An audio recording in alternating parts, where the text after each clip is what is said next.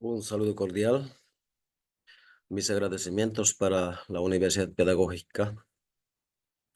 De la misma manera, para el doctor Oscar Choquehuanca, quien nos abre este espacio para compartir esta ponencia. Quiero abordar en esta oportunidad una temática importante como es la descolonización de las prácticas pedagógicas para transformar la educación. En ese sentido, necesitamos nosotros como educadores, como actores educativos principales, trabajar esta cuestión de la descolonización desde nuestras prácticas educativas.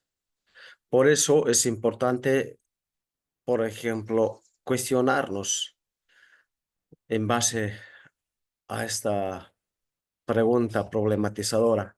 ¿Por qué es importante desarrollar las didácticas interculturales y transculturales para descolonizar los procesos educativos? En ese sentido, es importante considerar, es importante comprender que la interculturalidad no es una simple relación entre culturas, sino es mucho más, es respetar las diferencias, es dialogar de manera sincera y horizontal, es comprendernos mutuamente. Eso es la interculturalidad, es evitar la homogeneización de las diversidades culturales. Ahora, necesitamos recuperar saberes ancestrales.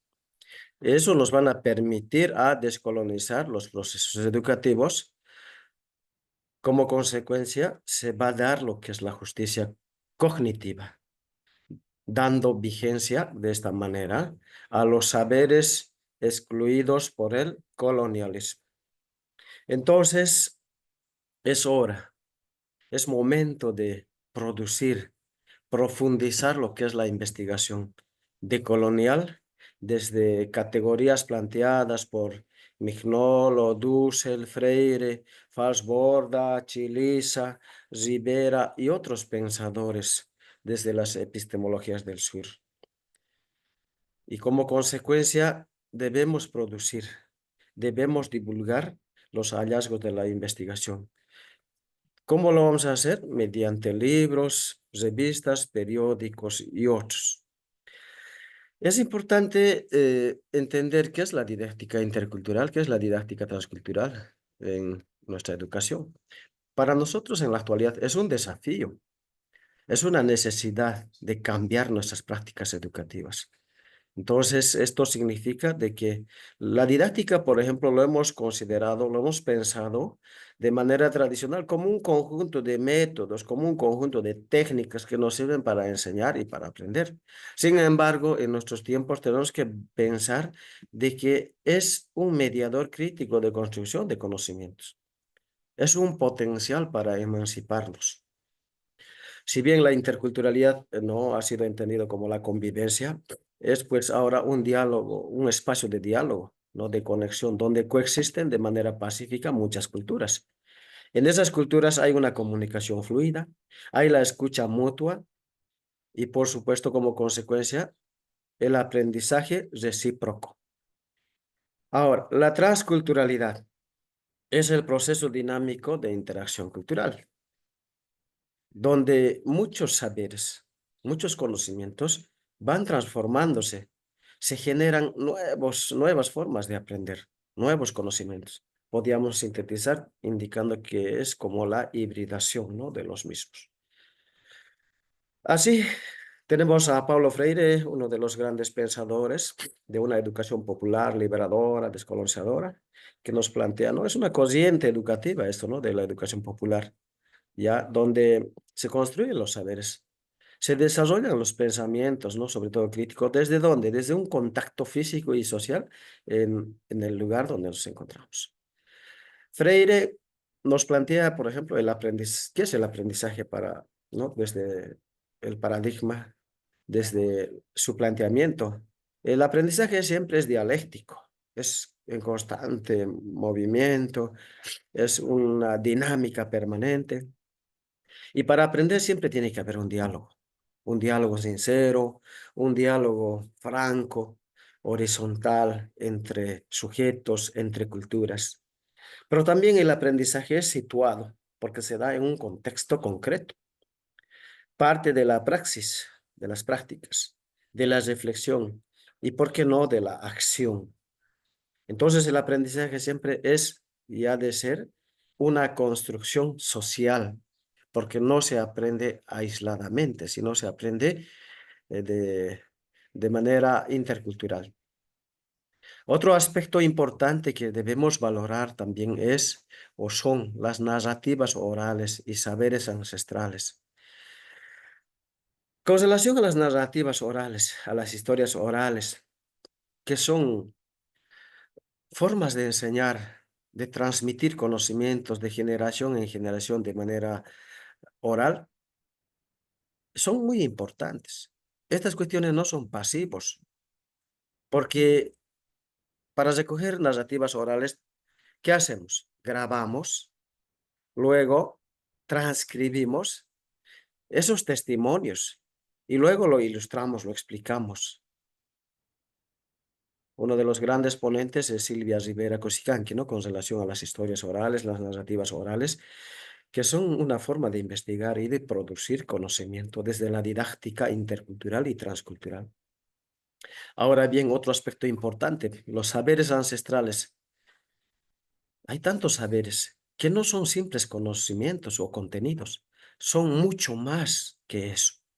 ¿Por qué? Porque esos contenidos, esos conocimientos están ligados a la misma comunidad, están ligados a la naturaleza, a las cosmovisiones de los pueblos indígenas, ¿no? Y sobre todo está basado en la relación y el equilibrio y, ¿por qué no?, el respeto mutuo.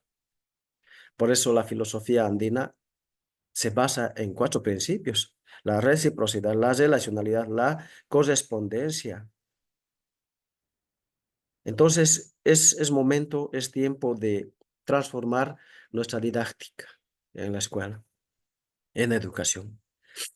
A partir de eso, podemos nosotros considerar algunas narrativas, algunas historias orales, que quizás ya han sido escritos, pero nosotros podemos volver a organizar. Por ejemplo, los juegos tradicionales, como la tuncuna, como los chuis, que se juegan con porotos, las palamas, las canicas y muchos otros juegos ancestrales que en su momento han sido prohibidos. Los profesores tal vez a veces decomisábamos sus juegos, cuando ahora debemos darle sentido pedagógico a los mismos.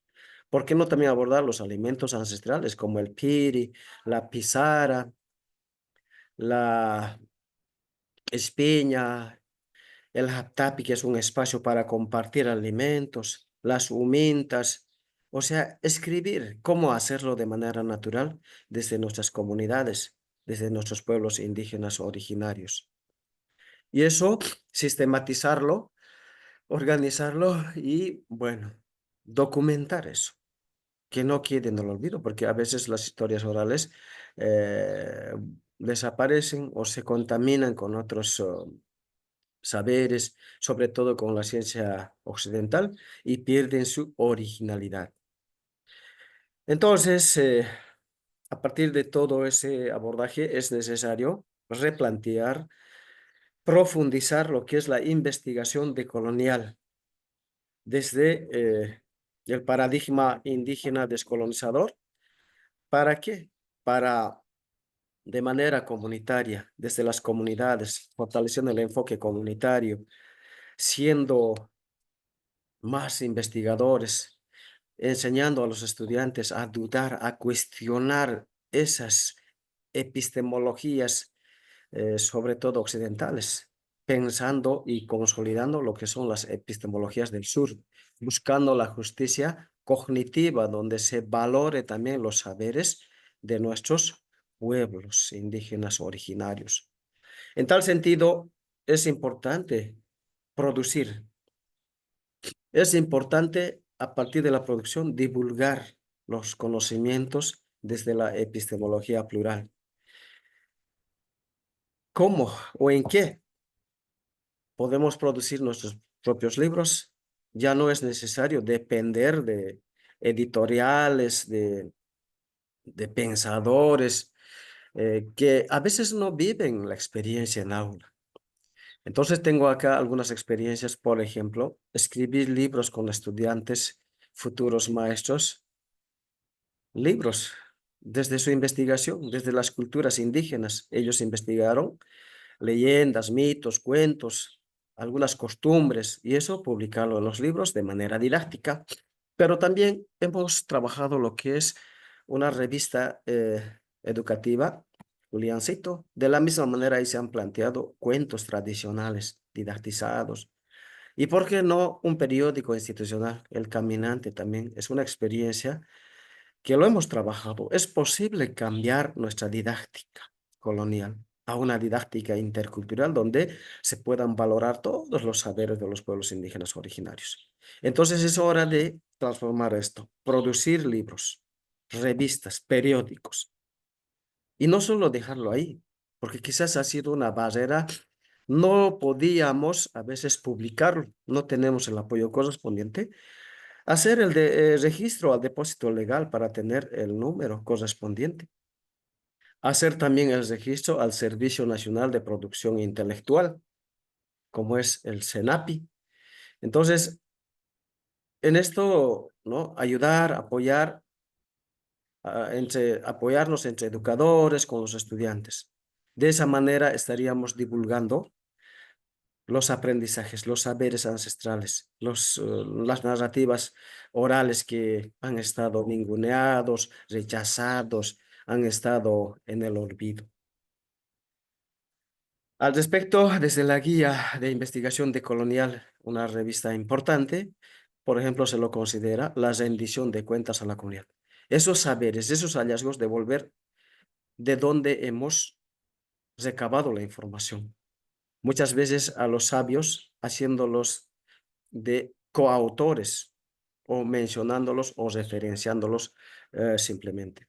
Entonces, es hora de que empecemos a transformar nuestra educación, profundizar una educación descolonizadora en pro de la calidad educativa y como consecuencia también una calidad de vida para todos, ¿no? Los bolivianos y las bolivianas.